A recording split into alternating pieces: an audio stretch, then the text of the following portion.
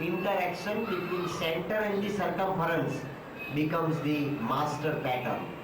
Centre અને સર્કમફરન્સની વચ્ચે જે ઇન્ટરેક્શન થાય છે એ ઇન્ટરેક્શન એ માસ્ટર પેટર્ન બને છે. ત્રિજ્યા ગમે તે જગ્યાએથી માપો, સેન્ટર સ્થિર હશે તો આખા વર્તુળની ત્રિજ્યા ગમે તે દિશામાં તમે માપો એક સરખી રહેશે.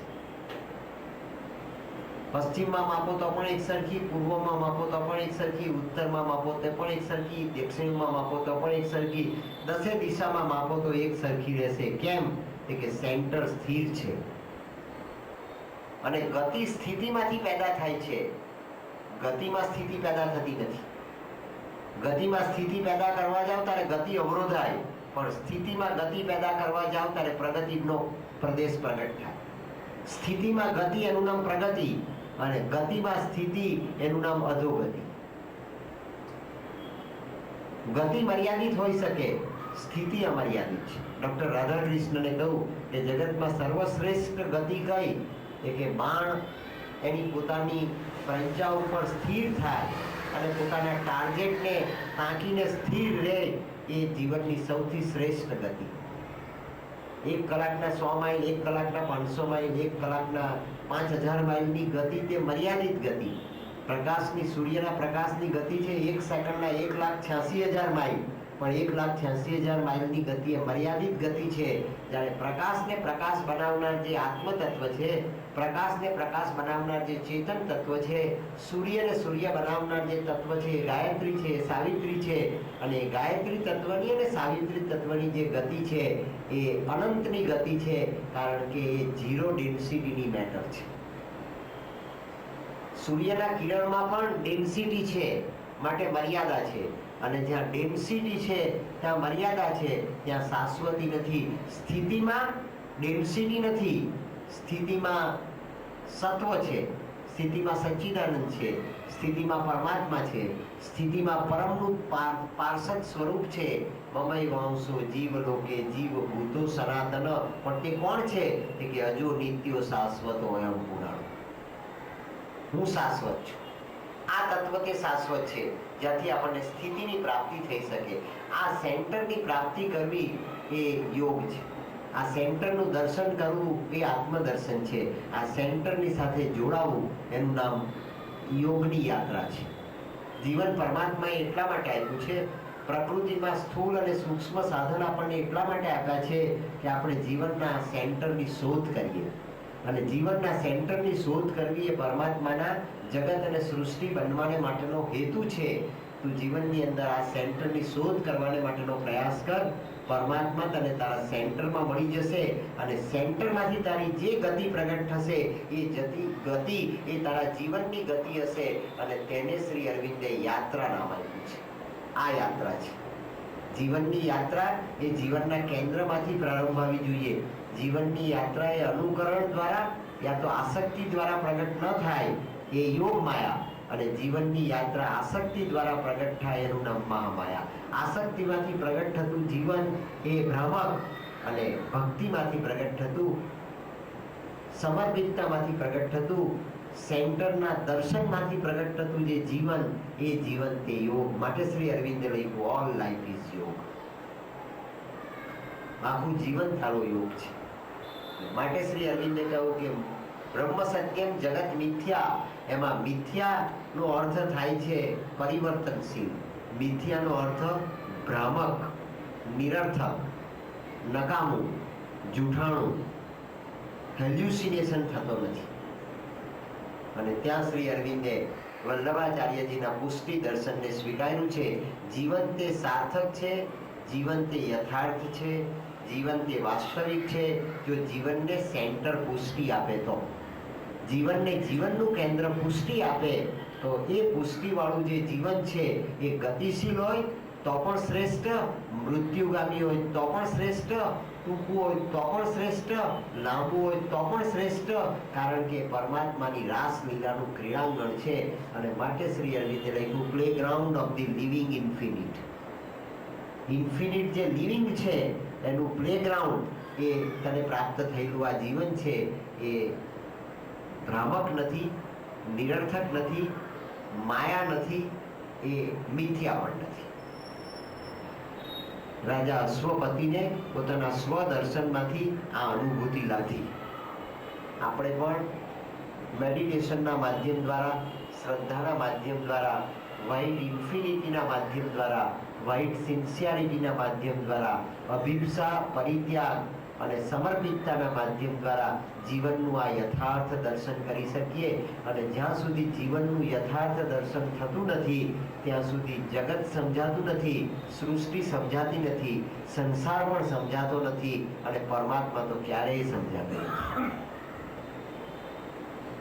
પરમાત્માને સમજવાને માટે જે ક્રીડાંગણ છે એ જ ક્રીડાંગણનું નામ જીવન છે. અને તે ભોગ ભોગવવા માટે નથી, પરમાત્માને ધારણ કરવા માટે છે, પરમ ચેતનાને આત્મસાત કરવા માટે છે. અને શ્રી અરવિંદે જીવનનો એ ઉદ્દેશ આ સાવિત્રીના ગ્રંથમાં આપણી સમક્ષ પ્રગટ કર્યો છે કે આ જીવન પરમાત્માએ શા માટે પ્રગટ કર્યું, સૃષ્ટિ ભગવાને શા માટે પ્રગટ કરી, સૃષ્ટિનું સર્જન પરમાત્માએ શા માટે પ્રગટ કર્યું કે યા પિંડે સા બ્રહ્માંડે, જે પિંડમાં છે તે બ્રહ્માંડમાં છે અને બ્રહ્માંડમાં છે તે પિંડમાં છે. તો બ્રહ્માંડનો અણુ એ પિંડ છે.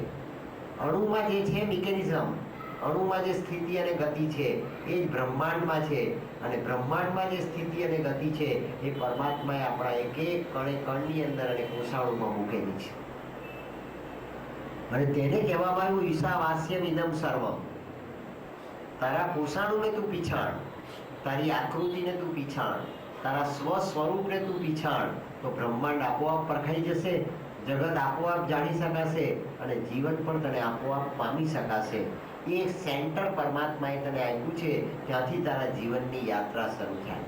તારા જીવનની યાત્રા મનથી શરૂ થતી નથી, લોજિકથી શરૂ થતી નથી, અનુભૂતિથી શરૂ થાય છે. સ્વાનુભવની અનુભૂતિથી શરૂ થાય છે. તું એને અનુભવવાનો એક ક્ષણને માટે તો પ્રયાસ કર અને એક ક્ષણમાં તને તારા જીવનનો અનુભવ થશે. ત્યાંથી તારી આકૃતિનું આપોઆપ સર્જન થશે.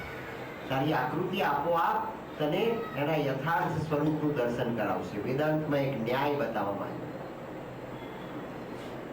દૂર એક દોરડાનો ટુકડો પડેલો છે અને દોરડાના ટુકડાને જોનારને એમ થાય છે કે સાપ છે. જ્યાં સાપ નતો ત્યાં સાપ આવ્યો. ટુકડો દોરડાનો છે પણ તને સાપનો અનુભવ કરાવે છે. તો સાપ ક્યાંથી આવ્યો? કે સાપ તો છે જ નહીં. સર્પનું કોણે સર્જન કર્યું? કે સર્પનું તારા મને સર્જન કર્યું.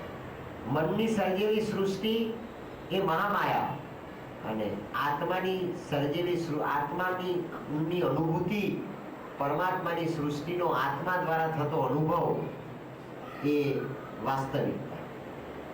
પણ આપણે આત્માને ક્યારેય જાગૃત કરવાનો પ્રયાસ કર્યો નથી. આપણે આત્માને ક્યારેય સક્રિય કરવાનો પ્રયાસ કર્યો નથી. અને આત્માની ગતિ, એના સ્વરૂપને શ્રી અરવિંદે નામ આપ્યું છે સાયકિક. સાયકિક એ ગતિશીલ આત્મા છે. આત્મા એ નિરર્થક રીતે આ દેહના પિંજરામાં છુપાઈ ગયો છે, ઢંકાઈ ગયો છે.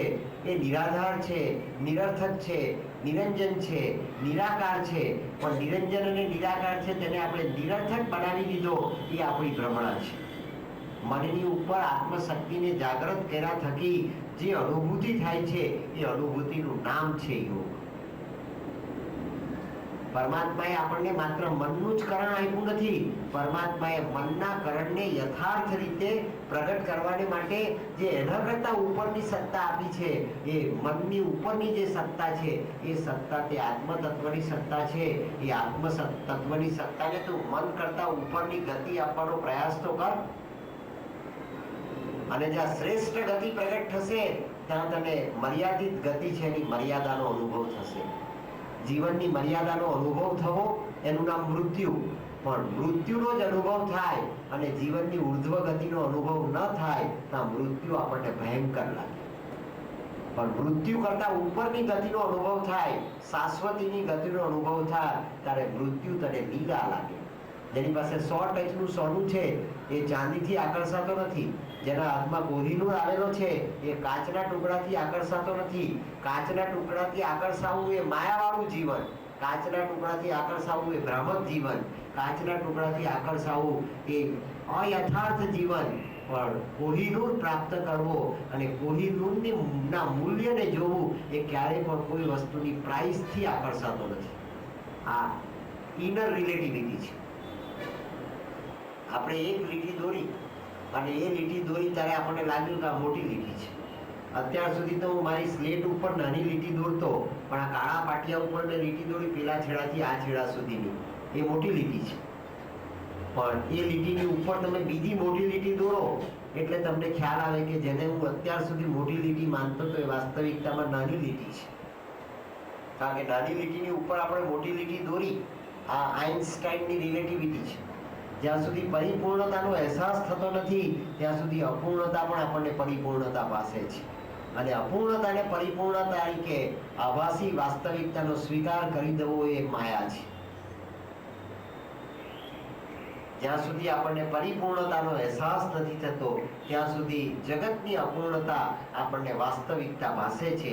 આ ભોગવાદી સંસ્કૃતિ છે, આ પશ્ચિમની સંસ્કૃતિ છે, આ ભૌતિકવાદની સંસ્કૃતિ છે.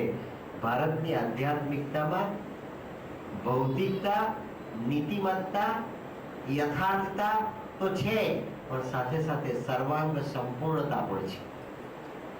અને સર્વાંગ સંપૂર્ણતાનો અનુભવ કરવા માટેની જે ગતિ એનું નામ યોગ, અને સર્વાંગ સંપૂર્ણતાની અવસ્થાને આત્મસાત કરવા માટેની સ્થિતિ એનું નામ સાધના. અને માટે નરસિંહ મહેતાએ ગાયું, જ્યાં સુધી આત્મતત્વ ચીંધ્યો નહીં સાધના સર્વ જૂઠી. અને આત્મતત્વ ચીંધ્યો નહીં એટલે આત્મતત્વને જાણ્યું નહીં ત્યાં સુધી સાધના સર્વ જૂઠી. અને આત્મતત્વને જાણ્યું નહીં એટલે માત્ર એ જાણવાની વસ્તુ નથી. બધાએ લખ્યું, to know is good, to do better, to be the best. જાણવું એ સારું છે, પણ એ જાણ્યા પ્રમાણે કરવું, આચરણમાં મૂકવું એ વધારે સારું છે. અને આચરણમાં મૂકીને પણ અટકી નહીં જવાનું.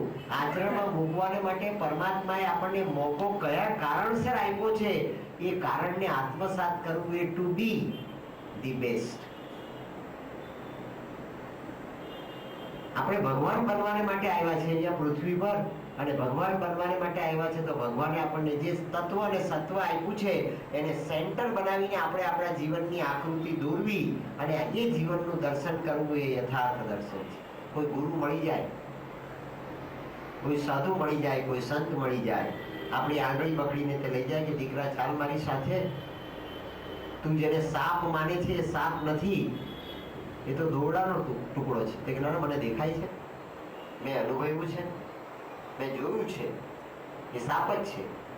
અને તે છતાં પણ સાપ માનવાની આપણી પોતાની ભ્રમણા, સાપ માનવાની આપણી પોતાનું કન્વિક્શન અને સાપ માનવાને માટેની આપણા પોતાના મનની શક્તિને એક સેકન્ડને માટે સસ્પેન્ડ કરી દઈને આપણે આપણા ગુરુની આંગળી પકડીને ભયભીત તો ભયભીત પણ શ્રદ્ધાથી કે મારા ગુરુ મારી સાથે છે, એ મને સાપ હશે તો પણ બચાવશે અને સાપ ન હશે તો પણ બચાવશે.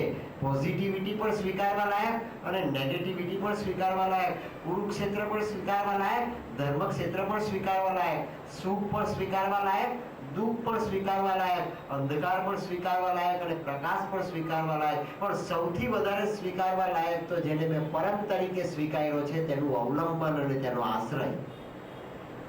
એની આંગળી પકડીને જ્યારે આપણે આગળ જવાનો પ્રયાસ કરીએ અને જેમ જેમ આપણે યથાર્થતા તરફ ગતિ કરીએ, સરકમફરન્સ સેન્ટર તરફ ગતિ કરે ત્યારે સેન્ટરના દર્શન થાય. અને સેન્ટરના દર્શન થાય તે વખતે ગુરુ આજ્ઞામાં શ્રદ્ધા મૂકીને આપણે આગળ ગયા તો આપણને શું અનુભવ થયો કે ગુરુએ કહ્યું હતું, ગુરુની વાણી, ગુરુનો શબ્દ, ગુરુની માન્યતા, ગુરુની દીક્ષા, ગુરુની કૃપાનો આપણને અનુભવ થયો કે તું જેને સાપ માનતો તો એ સાપ નથી, વાસ્તવિકતામાં દોરડું છે, તું એને હાથમાં પકડ, તારી ભ્રમણા દૂર થઈ જશે, તારી માયા દૂર થઈ જશે, તારું મિથ્યા તત્વ દૂર થઈ જશે.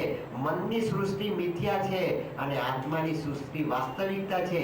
મનની સૃષ્ટિનું મિથ્યા દર્શન થવું અને આત્માની સૃષ્ટિનો આનંદ પ્રાપ્ત થવો તેનું નામ પુષ્ટિ દર્શનમાં વલ્લભાચાર્યજીએ લીલા કહ્યું છે. આ 108 પુષ્ટિનો સમન્વય છે. હું તને નવા જમલા દર જન્મમાં આપું છું. તું એને મિથ્યા સૃષ્ટિ તરીકે મલિન કરે છે, પણ તું એની સ્વચ્છ કરવાનો પ્રયાસ કર. તું એની સ્વચ્છતા જાળવવાનો પ્રયાસ કર, તું એની પવિત્રતાને પ્રગટ કરવાનો પ્રયાસ કર, તને મારું આખું ને આખું સ્વરૂપ પ્રાપ્ત થઈ જશે. હું તારાથી ક્યારે પણ દૂર નથી. તને માટીના ટુકડાની અંદર પણ બ્રહ્માંડના દર્શન થઈ જશે, કારણ કે તારા માટીના ટુકડાની અંદર બ્રહ્માંડનો સ્વામી સ્વયં નિહિત છે. અને મારામાં જ નહીં, તારા પોતાનામાં જ નહીં, સમષ્ટિમાં પણ તને બ્રહ્માંડના દર્શન થઈ જશે. જ્યારે દોરડામાં રહેલો સાપ તારો સમાપ્ત થઈ જશે, દોરડામાં રહેલી તારી ભ્રામકતા જ્યારે સમાપ્ત થઈ જશે, દોરડામાં રહેલી તારી મનની સૃષ્ટિ જ્યારે સમાપ્ત થઈ જશે, ત્યારે દોરડાની અંદર રહેલી દોરડા તરીકેની જે વાસ્તવિકતા છે એ યથાર્થના તને દર્શન થઈ જશે. અણુમાં પણ હું છું, પરમાણુમાં પણ હું છું, ઝાડના પાંદડે પાંદડે પણ હું છું, અને જગત સમગ્રમાં અને સૃષ્ટિ સમગ્રમાં પણ હું છું, એના તને દર્શન થઈ જશે. માટે ગોપીને રાસલીલાના દર્શન કરતા કરતા એનું સેન્ટર સ્થિર હતું.